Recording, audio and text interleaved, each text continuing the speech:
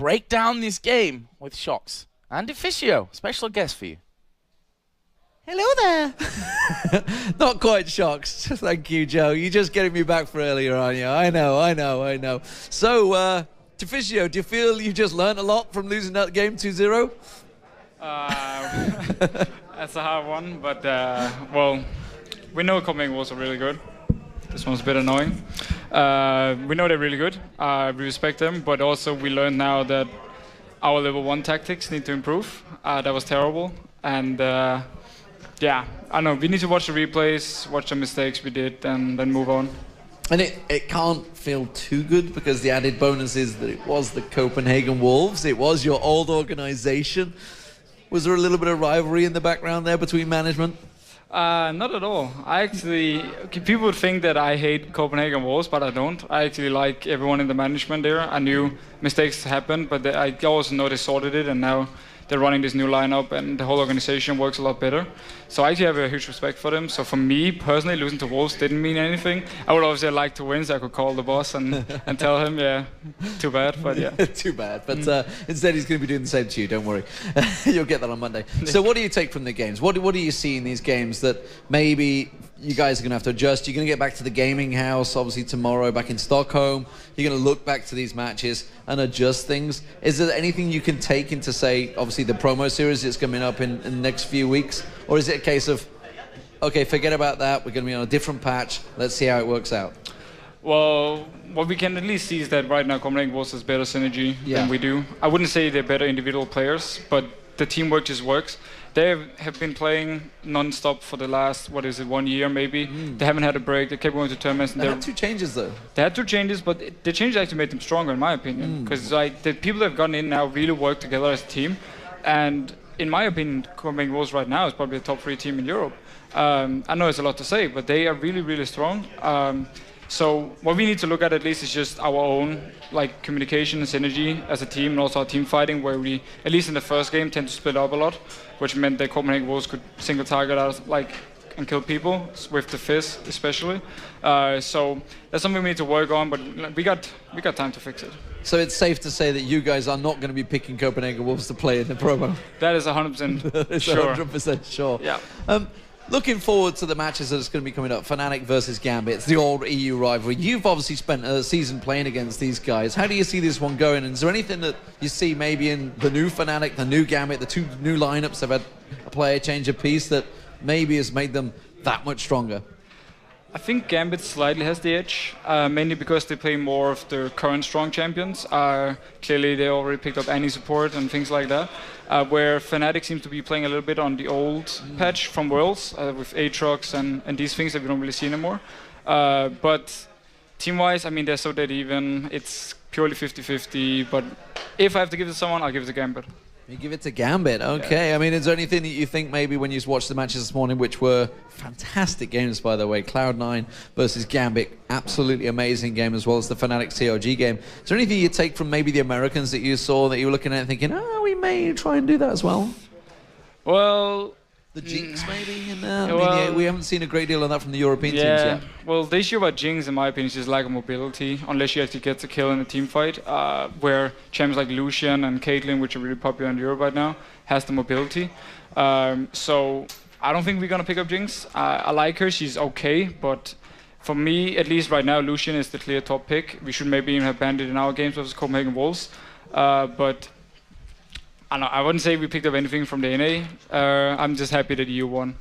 And briefly, before we move on, what do you make of the pre-season patch? You guys had much of a chance to look at it before coming here? And so obviously you only had, 2 days while traveling, I guess? Yeah, but we haven't even touched that patch, actually. We only played like 2 or 3 solo queue games on it, and then we just scrimmed on the tournament realm, so we prepared for IEM. So I actually don't know that much about it. I just know that Miffy right now is a bit unhappy, because he actually thinks supports are going to be more useless than before. Wow. Yeah. You can ask him now about that later. Well, I know Miffy always has big opinions on patches. He does, I do remember that when we were over in Tenerife for the Players' Conference, how much he fed back on that one. Is there anything that you see as a former support player that you're looking at and thinking, God, I wish I was still playing to do that? Well, I will say that I like the fact that I support Kango items now. For instance, get Tangle like a Leona, so you can start playing her, and she can be more useful. I mean, I always felt before Worlds at least that Leona wasn't that strong. Obviously, Yellow Star proved me wrong. So for me, if I was playing still, I would obviously pick up something like Leona now, which is really fun champ to play. So I would love to do that. Otherwise, I don't know. We'll have to see. We need to work more on that patch, especially and before the relegation, also, so we know exactly what's strong and not. And finally, there's an MVP vote out there. Who would you put as an MVP bet from the pro teams so far this tournament?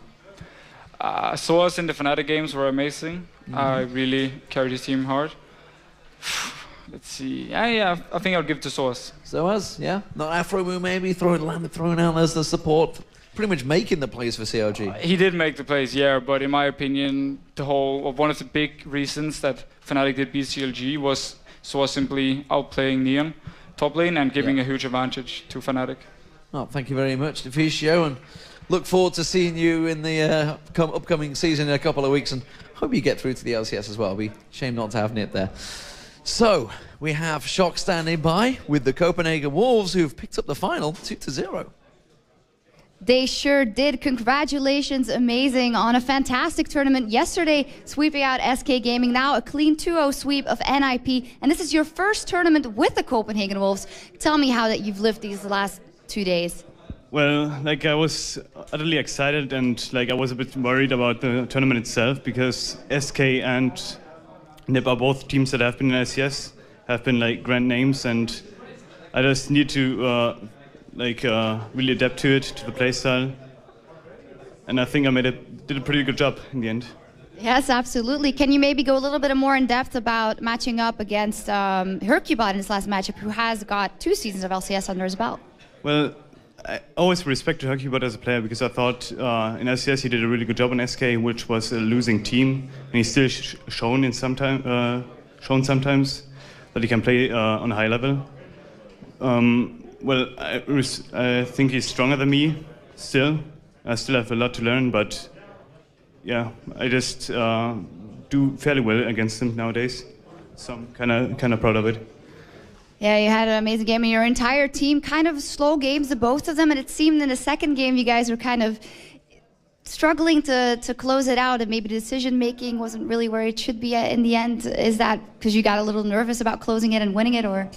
Yeah, well, like if people get caught, and that's happening sometimes, you get a bit worried because you don't know, well, can we close it out? And in the end, I just told my team, or we told ourselves, we're up, we have nothing to lose right now because we have already, I don't know what the advantage was. Even if we fuck up 2 to 3 times more, we'd still be able to close it out.